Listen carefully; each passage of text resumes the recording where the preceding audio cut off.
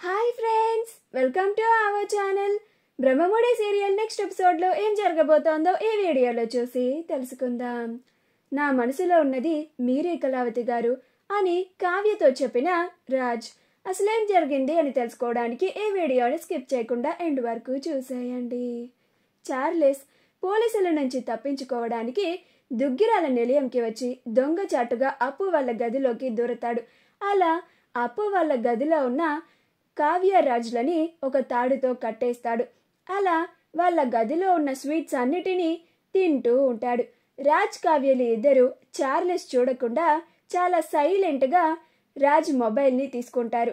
అలా రాజ్ వెంటనే అప్పుకి చార్లెస్ మన ఇంట్లోనే ఉన్నాడు, వెంటనే ఇక్కడికి వచ్చి వీడిని అరెస్ట్ చేయండి అని చెప్తాడు.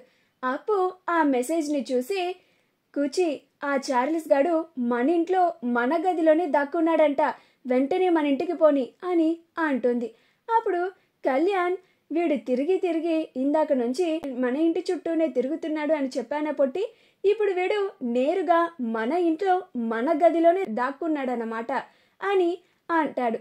అప్పుడు అప్పు అవును కూచి, వాడి పని చెప్పాలి, వాడి సంగతి చెప్పాలి, నువ్వు త్వరగా మన ఇంటికి పోని అని అంటుంది.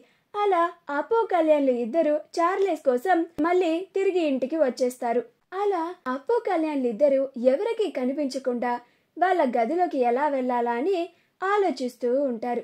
ఈలోగా గదిలో రాజ్ కావ్యలు ఇద్దరు వాళ్ళకున్న కట్లని ఎలా గుప్పదీయాలా అని ప్రయత్నిస్తూ ఉంటారు. అలా రాజ్ తన చేతులని ఆ చార్లెస్ చూడకుండా విడిపించుకొని అలానే కావ్యకి ఉన్న కట్లని కూడా విప్పేస్తాడు. అలా వాళ్ళిద్దరూ చార్లెస్ వాళ్ళకి కట్టిన కట్లని విప్పేసి ఆ చార్లెస్ గాడిని కట్టేస్తారు. అప్పుడు రాజ్ ఏరా అప్పు నా మరదలు నిన్ను వచ్చి పట్టుకుంటుంది, ఇది తన ఇల్లా అంటే తనని సిటీ మొత్తం తిరగనివ్వండి, అలసిపోయి ఇక్కడికి వచ్చేలోపు నేను పారిపోతాను అంటావా?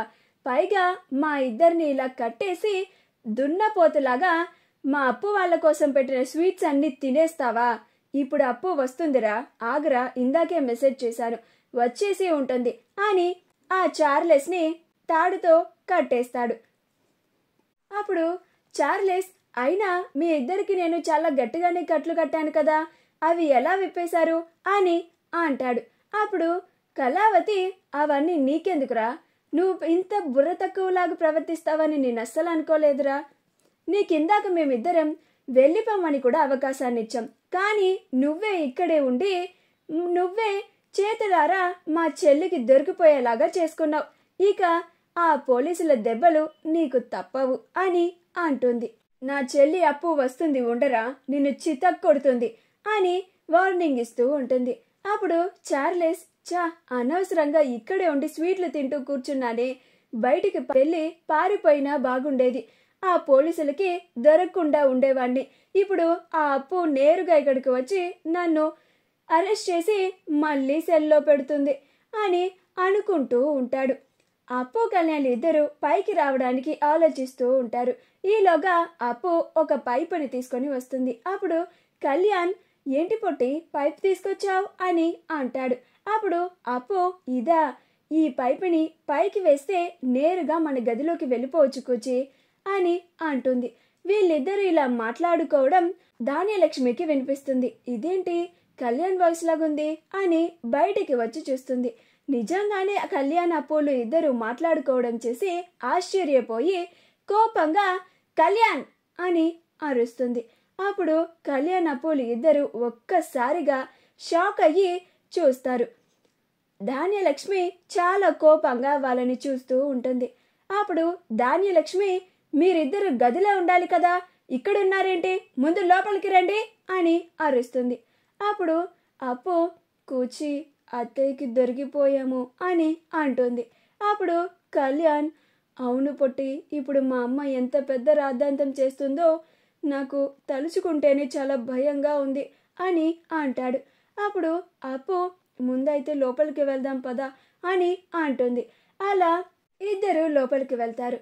అక్కడ హాల్లో అందరూ అప్పు కళ్యాణ్లు బయట నుంచి రావడం చూసి ఆశ్చర్యపోతారు. అప్పుడు ప్రకాశం ఇదేంట్రా, మీరిద్దరూ గదిలో ఉండాలి కదా, బయట నుంచి వస్తున్నారేంటి అని అంటాడు. అప్పుడు కళ్యాణ్ నాన్న అది అని అంటూ ఉంటాడు. అప్పుడు అపర్ణ కూడా ఇదేంటప్పు మీరిద్దరు గదిలో ఉండాలి కదా అని అంటుంది.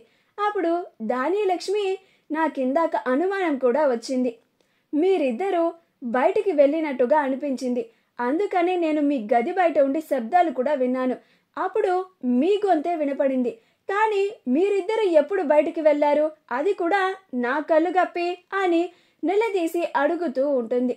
ఏమప్పు, నీకు నా కొడుకు సంతోషం కన్నా నా మాట కన్నా నీ ఉద్యోగమే ఎక్కువైపోయిందా?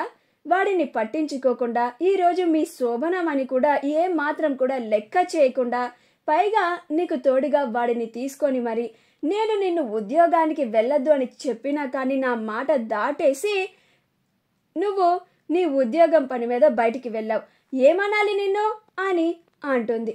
అప్పుడు కళ్యాణ్ అంటే అమ్మ అది అసలేం జరిగిందంటే అని చెప్పబోతూ ఉంటే అప్పుడు ధాన్యలక్ష్మి, నువ్వు నోరు మొయ్యరా, ఇప్పటికీ నీ పెళ్ళానికే సపోర్ట్ చేస్తున్నావు, ఇదంతా నేను ఎవరి కోసం చేస్తున్నాను, నీ సంతోషం కోసమే కదా, నా బాధ నీకు అసలు అర్థం కాదేంట్రా అని అంటుంది.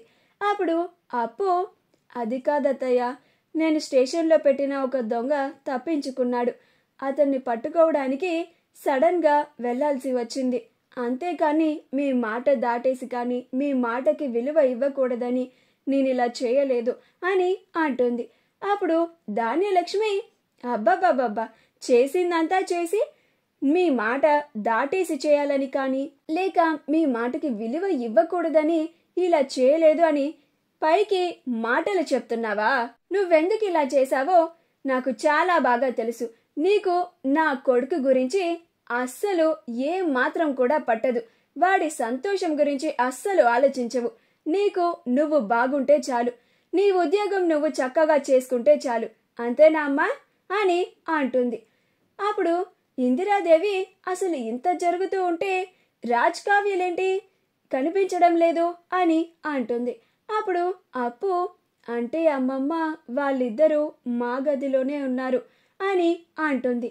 అప్పుడు రుద్రాణి, నేను అనుకున్నాను వీళ్ళిద్దరూ బయటికి వెళ్లారంటే వాళ్ళిద్దరూ కనిపించడం లేదంటే వీ నలుగురు కలిసి ప్లాన్ వేసి మరి మన కళ్ళు గప్పి ఇదంతా చేశారని, ముందు వెంటనే వెళ్ళి వాళ్ళిద్దరిని పట్టుకుందాం పదండి అని రుద్రాణి అందరినీ తీసుకొని పైకి వెళ్తుంది.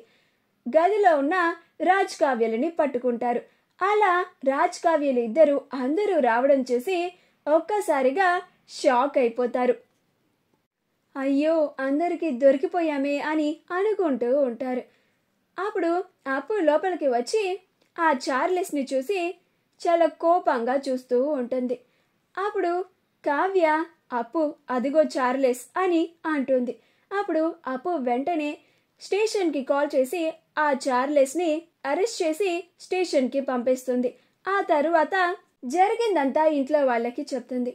అప్పుడు అందరూ మౌనంగా ఉంటారు. ఇందిరాదేవి రాజ్ దగ్గరకు వచ్చి, ఏరా మనవడా, నీ మనసులో ఉన్న మాట నా మనవరాలికి చెప్పావా అని అంటుంది. అప్పుడు రాజ్, చెప్పలేదు నానమ్మ అని అంటాడు.